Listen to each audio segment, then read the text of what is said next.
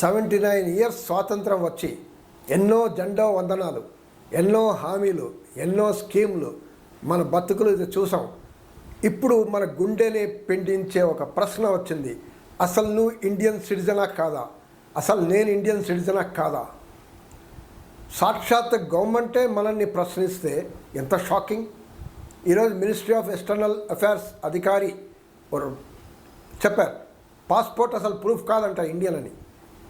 చెప్పండి, సంవత్సరాల తరబడి మనం సర్టిఫికెట్లు, డాక్యుమెంట్లు జాగా భద్రతపరిచి అల్మారాలో పెట్టి కేర్ఫుల్గా ఈ ప్రూఫ్ కోసం ఎన్ని దాచిపెట్టి ఈరోజు నువ్వు చూపిస్తే no these are all not proofs అంటున్నారు. బాంబే హైకోర్టు ఓ జడ్జ్మెంట్ ఇచ్చింది, ఆధార్, పాన్, ఓటర్ కార్డ్ కూడా పనికిరాదంట నువ్వు ఇండియన్ సిటిజన్ అని, అంటే ఓటింగ్కి పనికిరాదు. సుప్రీంకోర్టు కూడా అలాగే చెప్పేసింది, ఇవన్నీ విలువ లేదని. మనం గంటల తరబడి క్యూలో నిలబడ్డాం, చాలా సర్టిఫికెట్స్ కోసం క్యూలో నిలబడ్డాం. ఈ ఆఫీస్కి వెళ్ళాం, ఆ ఆఫీస్కి వెళ్ళాం, state government, central government, schools, కాలేజీలు, ఇన్ని వెళ్ళి మనం పట్టుకొని వచ్చి కాపీలు తీయించి దాన్ని ప్లాస్టిక్ కవర్లో పెట్టి జాగ్రత్త చేసి అని చేస్తే ఈరోజు లేదంటున్నారు. అసలు పాస్పోర్ట్ అనేది బెస్ట్ ప్రూఫ్ అంటారు ఎవరైనా, రైట్? మీరు నేను ఇదే నమ్ముతాం. ఇప్పుడు వరకు బెస్ట్ ప్రూఫ్. ఎక్కడైనా ఏ డాక్యుమెంట్స్ పాస్పోర్ట్ చూపిస్తే దిస్ ఇస్ ఇనఫ్ అంటారు, ఎక్కడైనా, anywhere, because that is called to be. దాంట్లో పెద్ద ప్రొసీజర్స్ ఉన్నాయి కదా. పాస్పోర్ట్ అంత ఈజీగా దొరకదు. మీకు 1 month, 3 months, 5 months అపాయింట్మెంట్ తీసుకోవాలి. అదే రకంగా డాక్యుమెంట్స్ వాళ్ళు అడిగినంత పక్కా తీసుకుని వెళ్ళాలి. వాళ్ళు మళ్ళీ ఎంక్వైరీ చేస్తారు, తర్వాత పోస్ట్లో పంపిస్తారు, అప్పుడు పాస్పోర్ట్ వస్తుంది. సో పాస్పోర్ట్ కోసం ఇంత తంటాలు పడతాం. ఏదైతే విదేశాంగ శాఖ పాస్పోర్ట్ ఇస్తుందో అదే విదేశాంగ శాఖ ఇప్పుడు చెప్తుంది that is not a proof that you are Indian. మరి మనం ఫారిన్ కంట్రీస్ వెళ్తే పాస్పోర్ట్ పట్టుకొని ఫ్లైట్లో ఇండియన్ అని రాస్తారు.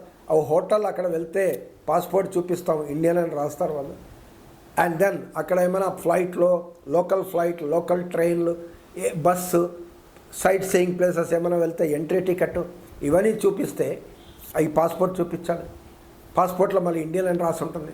సో వాళ్ళు గుర్తిస్తారు. మీరు ఏ కంట్రీ వెళ్ళినా, మీరు యూఎస్ వెళ్తే ఎస్ యు ఆర్ ఇండియన్ అంటారు, చైనా వెళ్తే ఇండియన్ వెళ్తారు, మీరు ఇంకా థాయిలాండ్ వెళ్తే ఎస్ యు ఆర్ ఇండియన్ అంటారు, సింగపూర్ వెళ్తే ఇండియన్ అంటారు. మరి ఇండియాలో నేను ఇండియన్ కాదు, వేరే కంట్రీస్ అన్నీ గుర్తిస్తాయి నన్ను ఇండియన్ పాస్పోర్ట్ చూసి. ఇండియాలో పాస్పోర్ట్ చూపిస్తే no this is not proof అంటారు. ఎంత దారుణం చూడండి.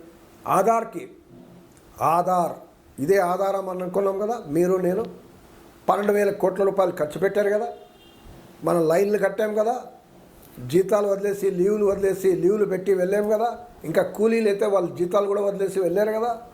అంతా చేసి ఒక ఆధారాన్ని వస్తే ఆధార్ పనికిరాదంటారు, ఆధారం లేదంట ఇప్పుడు. మరి మీరు అన్నిటికీ అదే అడుగుతున్నారు. ఫోన్ కనెక్షన్కి ఆధార్, ఈ స్కీమ్కి ఆధార్, గ్యాస్ కనెక్షన్కి ఆధార్, ఇంకా ఏదైనా అడిగితే ఆధార్, హోటల్ కావాలంటే ఆధార్, ట్రైన్కి ఆధార్, ఈరోజు ట్రైన్ రిజర్వేషన్ చేయాలంటే ఆధార్. కానీ నేను ఇండియన్ సిటిజన్ కాదు, ఈ ఆధార్ చూపిస్తే ఇండియన్ సిటిజన్ కాదు. మరి ఎంపీ ఎమ్మెల్యేలు వాళ్ళకన్నా స్పెషల్ సర్టిఫికెట్లు ఉన్నాయా?